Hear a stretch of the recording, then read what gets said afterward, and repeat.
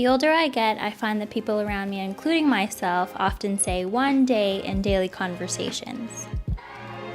One day I'm gonna hit a buzzer beater and win a game. One day I'm gonna own a tree house. One day I'm gonna swim in the hot springs. One day I'm going to go ziplining. One day we're going to see Central Park. One day I'll travel the world. As Mark Twain said, 20 years from now you will be more disappointed by the things that you didn't do than by the ones you did. Explore, dream, discover. One of the great things about social media is seeing what other people are up to.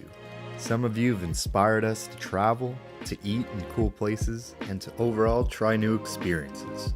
We will show you events in our lives where our one day becomes today, in hopes of inspiring you to do the same. It's more than a travel blog, it's a movement. We hope to move you out of your couch and encourage you to make your one day a reality. It's gonna be awesome! One day becomes today. Scary. Darling,